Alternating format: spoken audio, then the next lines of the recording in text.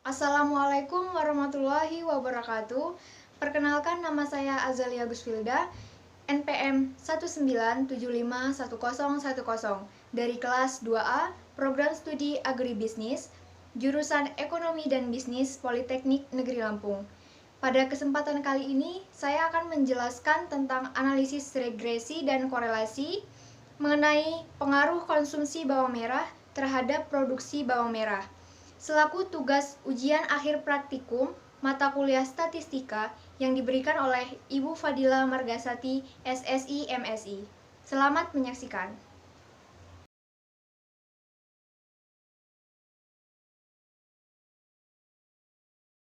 Analisis korelasi merupakan studi yang membahas tentang derajat atau seberapa kuat hubungan antara dua variabel atau lebih.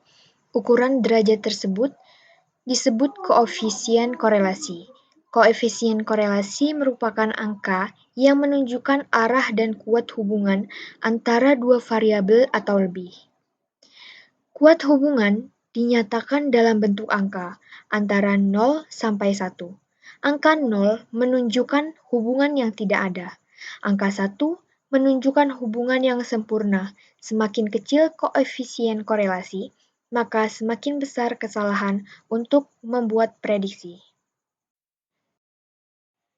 Gambar berikut adalah data konsumsi bawang merah dan data produksi bawang merah, di mana X menggambarkan konsumsi bawang merah dan Y menggambarkan produksi bawang merah yang diketahui N sama dengan 30, sigma Y 2170, sigma X 1688, sigma Y kuadrat 159.756, sigma X kuadrat 99.724, sigma XY 124.136, Y rata-rata 72,33, X rata-rata 56,26. Langkah selanjutnya yaitu menghitung koefisien korelasi. Rumus menghitung koefisien korelasi yaitu R sama dengan N dikali sigma XY dikurang sigma X dikali sigma Y dibagi akar N dikali sigma X kuadrat dikurang sigma X pangkat 2 dikali akar N dikali sigma Y kuadrat dikurang sigma Y pangkat 2. Sehingga diperoleh hasil akhir koefisien korelasi yaitu R sama dengan 0,56 atau 56%. Selanjutnya, kita akan ke persamaan regresi dalam bentuk yang paling sederhana, yaitu satu peubah bebas X dengan satu peubah tak bebas Y, mempunyai persamaan Y sama dengan A plus BX. Di sini A disebut interest, dan B adalah koefisien arah atau koefisien beta. Pertama, kita menghitung koefisien beta dengan rumus B sama dengan N sigma XY dikurang sigma X dikali sigma Y dibagi N dikali sigma X kuadrat dikurang sigma X pangkat 2. Dari data yang sudah kita peroleh sebelumnya, maka koefisien beta diperoleh hasil sama dengan 0,429286. Selanjutnya, kita mencari interest atau A dengan rumus A sama dengan sigma XY dikurang B dikali sigma X dibagi N. Sehingga diperoleh hasil interest sama dengan 48,17885. Dan Y sama dengan 48,17885 ditambah 0,429286X. Yang selanjutnya yaitu koefisien determinasi. Koefisien determinasi atau R kuadrat bertujuan untuk mengukur seberapa jauh kemampuan model dalam menerangkan variasi variabel dependen. Nilai koefisien determinasi berkisar antara 0 dan 1. Nilai yang mendekati 1 berarti variabel independen atau X memberikan hampir semua informasi yang dibutuhkan untuk memprediksi variasi variabel dependen atau Y.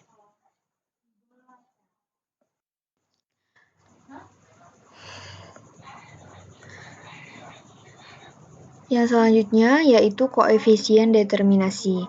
Koefisien determinasi atau R kuadrat bertujuan untuk mengukur seberapa jauh kemampuan model dalam menerangkan variasi variabel dependen. Nilai koefisien determinasi berkisar antara 0 dan 1. Nilai yang mendekati 1 berarti variabel independen atau X memberikan. Selanjutnya kita akan menghitung Y prediksi, Y min Y prediksi kuadrat, Y min Y rata-rata kuadrat secara manual. Sudah diketahui bahwa Y sama dengan A plus BX, di mana nilai A sama dengan 48,17885 dan B 0,429286X. Untuk mencari Y prediksi, kita masukkan data X kita yang pertama untuk mencari data yang pertama. Data X yang pertama yaitu 49. Maka diperoleh hasil Y prediksi sebesar 69,213864. Selanjutnya, menghitung Y min Y prediksi kuadrat, yaitu kita masukkan data Y yang pertama yaitu 72 dikurang Y prediksi 69,213864 pangkat 2, sehingga diperoleh hasil 7,76255381. Selanjutnya, Y min Y rata-rata kuadrat sama dengan Y untuk data yang pertama 72 dikurang Y rata-rata 72,33333 kuadrat, sehingga diperoleh hasil 0,111108889. Berikut adalah hasil yang diperoleh setelah menyelesaikan perhitungan sebanyak 30 data. Selanjutnya, kita menghitung koefisien determinasi atau R kuadrat.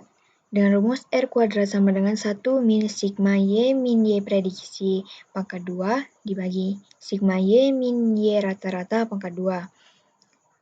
Sehingga diperoleh hasilnya koefisien determinasi sebesar 0,313. Setelah mencari koefisien determinasi, maka selanjutnya kita akan mencari koefisien determinasi disesuaikan. Rumus koefisien determinasi disesuaikan yaitu R adjoint sama dengan R pangkat 2 dikurang P 1 min R pangkat 2 dibagi N min P min 1. Sehingga diperoleh hasil koefisien determinasi disesuaikan yaitu 0,288647. Selanjutnya yaitu uji F. Uji F digunakan untuk uji ketetapan model, apakah nilai prediksi mampu menggambarkan kondisi sesungguhnya. HO diterima jika F hitung kurang dari sama dengan F table, dan HO ditolak jika F hitung lebih besar dari F table. Rumus mencari F hitung yaitu F sama dengan R pangkat 2 dibagi K min 1 per 1 min R pangkat 2 dibagi N min K. F sama dengan 0,313177 dibagi 2 min 1 per 1 min 0,313177 dibagi 30 min 2. Sehingga diperoleh hasil akhir F hitung sama dengan 12,76742.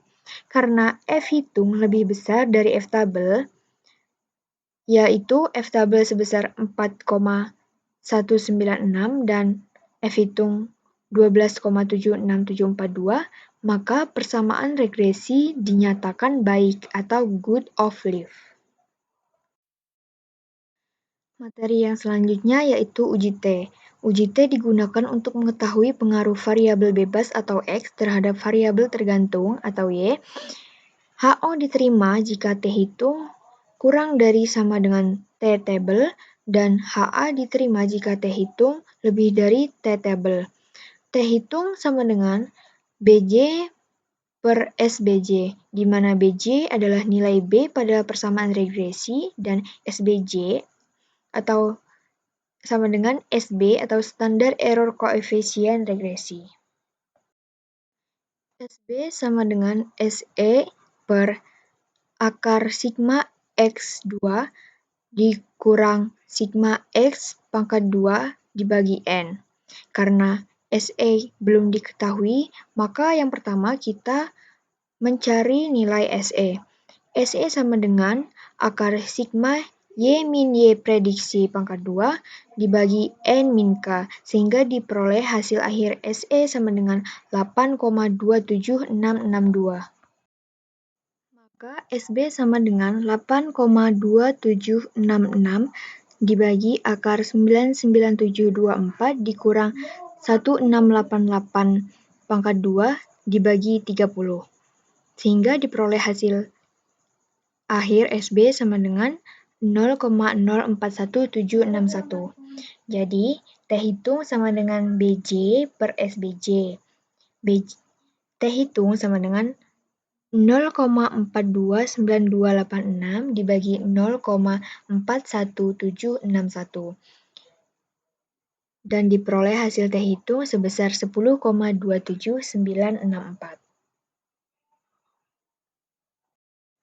Karena T hitung diperoleh 10,27964 lebih besar dari T tabel yang sebesar 2,048, maka HA diterima, yang berarti ada hubungan yang signifikan antara konsumsi bawang merah terhadap produksi bawang merah. Berdasarkan hasil analisis yang telah dilakukan, maka dapat dilihat bahwa HO ditolak. Dengan demikian, dapat disimpulkan bahwa ada hubungan yang signifikan antara konsumsi bawang merah terhadap produksi bawang merah. Dengan melihat koefisien korelasi sebesar 0,56, maka dapat disimpulkan hubungan sedang berdasarkan kategori yang dikemukakan oleh Sugiono tahun 2002. Berarti bahwa hubungan antara konsumsi bawang merah dan produksi bawang merah sebesar 56%. Koefisien determinasi atau R-square memperoleh nilai sebesar 0,313, yang diartikan bahwa variasi yang terjadi terhadap tinggi rendahnya produksi bawang merah sebesar 31,3% dapat diterangkan oleh karena adanya perubahan tinggi rendahnya konsumsi bawang merah dan sisanya 100, dikurang 31,3 sama dengan 68,7% oleh variabel atau faktor lain. Dari perolehan hasil perhitungan yang sudah dilakukan, maka dapat disimpulkan bahwa korelasi antara konsumsi bawang merah dan produksi bawang merah merupakan korelasi positif, yaitu apabila perubahan pada variabel yang satu, konsumsi bawang merah, diikuti dengan perubahan variabel yang lain, yaitu produksi bawang merah, dengan arah yang sama atau berbanding lurus. Artinya, apabila variabel yang satu atau konsumsi bawang merah meningkat, maka akan diikuti dengan peningkatan variabel lain, yaitu produksi bawang merah. Analisis uji F hitung diperoleh nilai sebesar 12,76742 dan nilai F tabel sebesar 4,196. Karena F hitung 12,76742 lebih besar dari F tabel 4,196, maka HO ditolak dan persamaan regresi dinyatakan baik, dan nilai prediksi yang didapat dari persamaan regresi mampu menggambarkan kondisi yang sebenarnya. Analisis uji T hitung diperoleh hasil 10,27964 dan T tabel 2,048. Karena T hitung 10,27964 lebih besar dari T tabel 2,048, maka HA diterima dan ada hubungan yang signifikan antara konsumsi bawang merah terhadap produksi bawang merah. Sekian materi yang dapat saya sampaikan. Semoga materi yang saya sampaikan dapat bermanfaat bagi kita semua. Saya akhiri, wassalamualaikum warahmatullahi wabarakatuh.